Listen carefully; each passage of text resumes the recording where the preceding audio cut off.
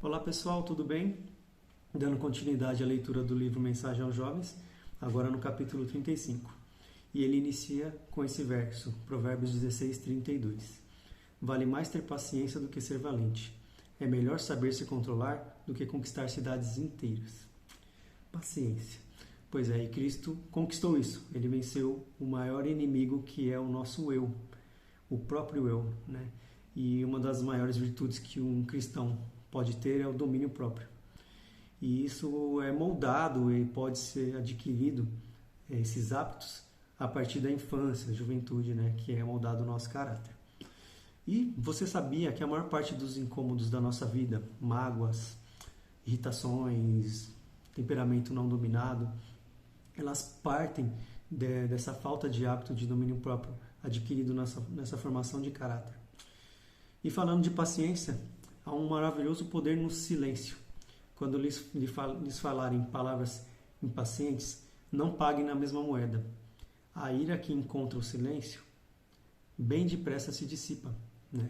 Então é muito nítido quando alguém está irritado e que a gente trata isso com paciência, como isso se dissipa totalmente de fato, né? E com sua própria força, o homem não pode dominar o seu espírito, mas por Cristo poderá conseguir o domínio próprio, que é um desafio muito grande para o cristão. O capítulo termina falando sobre não há desculpa para o pecado. Isso é muito forte. Ele diz o seguinte, Desejados todas as nações, página 311. A influência do tentador não deve ser considerada desculpa para qualquer má ação. Satanás vibra quando ouve os professos seguidores de Cristo apresentarem desculpas quanto à sua deformidade de caráter. São essas desculpas que levam ao pecado. Não há desculpas para pecar. E olha que parte mais interessante. Um temperamento santo, uma vida cristã, são acessíveis a todo filho de Deus, arrependido e crente. Então isso é muito forte, né? A gente tende a dar desculpas quando falha, quando comete erros, né? Então não é diferente com o pecado. Nós pecamos e já tentamos arrumar alguma desculpa para justificar o que não é justificável. E o capítulo 36 vem falando de uma experiência viva, né? E diz, sem manter ligação com Deus, não é possível ser feliz. E isso está inteiramente ligado ao pecado e ao perdão, ao arrependimento também, né? E aqui fala também que Cristo cravou a sua cruz entre a terra e o céu, porque a cruz deve ser o centro das nossas atenções, né? E a vida cristã se transforma em uma existência agradável e alegre quando a gente toma essa decisão. E a vida cristã deve ser alegre, né? Logo em seguida o capítulo fala sobre lealdade, fidelidade com Cristo. Também é um ponto-chave importante, né? Que faz parte também dessa caminhada cristã. E vem uma pergunta, né? Que batalhas você tem enfrentado por Cristo? Que lutas você tem vencido por Cristo? Você que faz parte do exército de Cristo, né? E quando você segue as orientações da palavra de Deus, e em algum momento ela contraria as suas decisões, contraria as suas vontades, você tem sido fiel à palavra de Deus ainda assim? São perguntas que devemos fazer a nós mesmos a todo tempo, diariamente, né? O verso de 2 Coríntios 6, 17 e 18 diz o seguinte: Saiam do meio dos pagãos e separem-se deles. Não toquem em nada que seja impuro, e então eu aceitarei vocês e serei o pai de vocês, e vocês serão meus filhos e minhas filhas. E olha que forte isso também, né? O livro também vem frisando a parte de que não podemos estar ligados ao pecado, né? Diz assim também, queridos jovens, desejo falar-lhes declaradamente, pois quero que sejam salvos. Não percam mais tempo, e essa mensagem é urgente, né?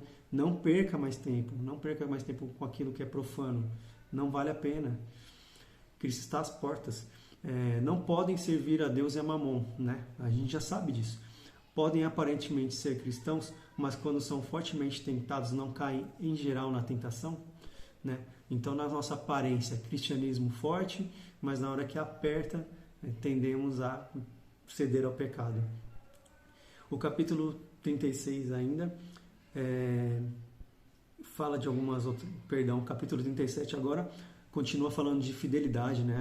Aquele ditado popular, mas que também é um verso bíblico. Quem é fiel nas pequenas coisas também será nas grandes. Lucas 16, 10. É a conscienciosa atenção ao que o mundo chama coisas pequenas que torna a vida um sucesso.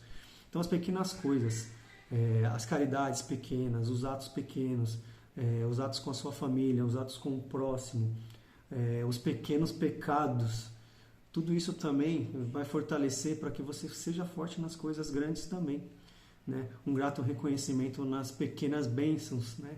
Tudo isso faz parte da fidelidade, né? E isso vai fortalecer para que você seja forte e seja grande também nas grandes coisas. E falando um pouco de pensamentos agora, né? Como o homem imagina no seu coração, assim é. Provérbios 23, 7. Nossos pensamentos também devem ser puros, devem ser guardados. E quando você alimenta os seus pensamentos de forma pura e santa, os nossos próximos pensamentos também tendem a seguir essa tendência. Quanto mais você alimenta seus pensamentos impuros, mais os seus pensamentos vão ficar impuros e vão fortalecendo o inimigo, né? E finalizando, Cristo não elogia os eloquentes discursos que se proferem, né? A capacidade intelectual que se manifesta, ou os liberais donativos que fazem, né? E sim as pequenas coisas em geral, que são passadas às vezes por alto, né? Essas sim são recompensadas por Cristo, né? E para finalizar, o verso que está em Mateus 25:40, pois eu estava com fome e vocês me deram comida, diz ele. Em Mateus 25:35, quando vocês fizeram isso ao mais humilde dos meus irmãos, foi a mim que fizeram. É a Cristo que estamos fazendo, irmãos. Então vamos nos manter fiéis, vamos manter nossos pensamentos puros, vamos nos manter fiéis à palavra de Deus, aquilo que ela nos orienta, não achando brechas para fazer o que a gente deseja, e assim vamos alcançar as mansões celestiais. Deus abençoe vocês.